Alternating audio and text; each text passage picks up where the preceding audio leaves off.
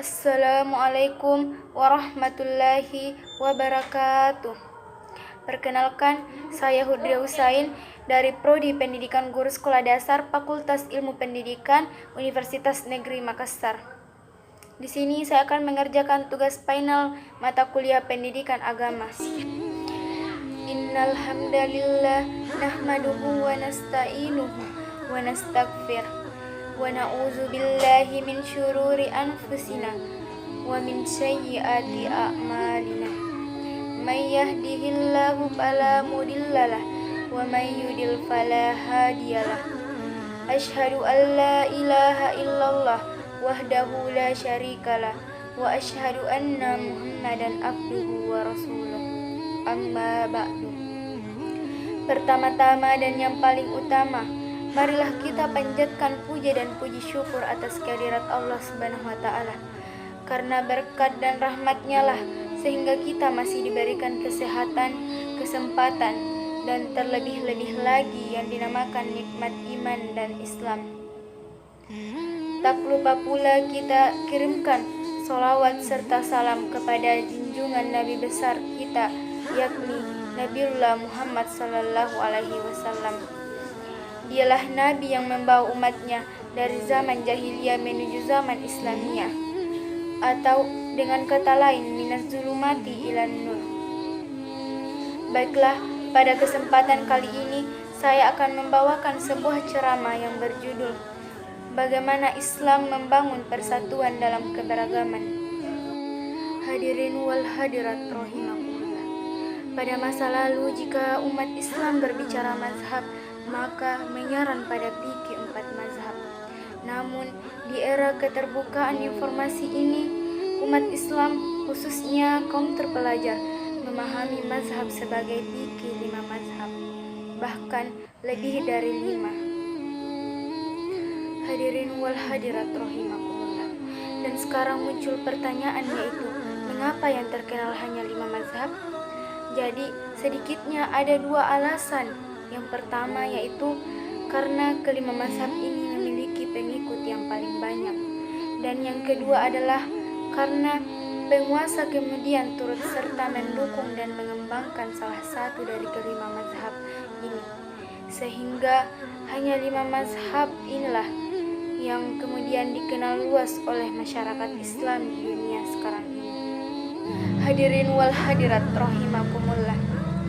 Sedangkan tentang keberagaman mazhab di Indonesia muncul pertanyaan, yaitu mengapa Nahdlatul Ulama dalam bidang fikih berpegang kepada 4 mazhab?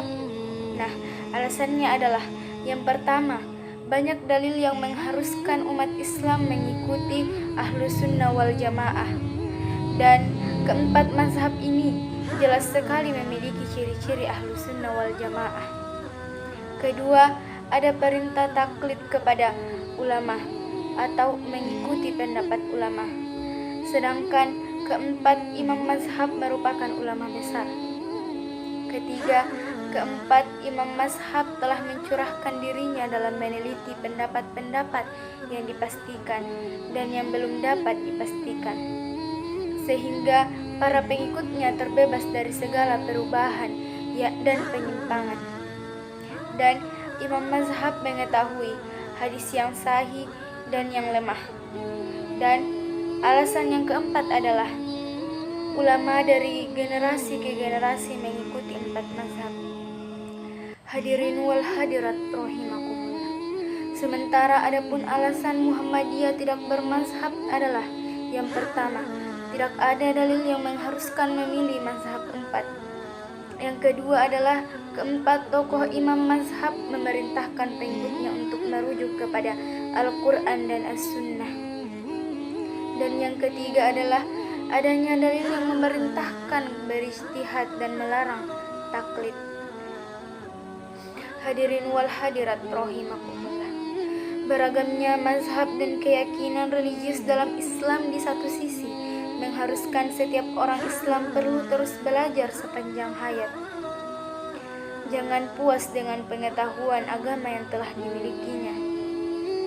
Ini berarti menaati Nabi Muhammad SAW yang memerintahkan utlubul ilma minal mahdi ilal lahdi, yang artinya carilah ilmu atau ilmu agama yang benar mulai dari buayan, artinya pada masa kecilnya perlu dididik yang benar hingga masuk ke liang lahat. Dan adapun makna dari hadis tadi adalah didiklah dengan agama yang benar atau sesuai dengan fitrah ketika anak masih kecil. Adapun setelah dewasa atau mulai akil balik, maka setiap muslim harus terus belajar mencari ilmu sepanjang hayat dan baru boleh berhenti mencari ilmu jika kematian menjemputnya. Adapun ilmu yang dimaksud di sini adalah ilmu siratal mustaqim dan ilmu Islam kafah. Itulah tadi ceramah singkat dari saya. Lebih dan kurangnya mohon dimaafkan. Sesungguhnya kelebihan itu hanyalah milik Allah Subhanahu wa Ta'ala dan kekurangan murni dari saya sendiri. Sekian dari saya. Wabillahi taufiq wal hidayah. Assalamualaikum warahmatullahi wabarakatuh.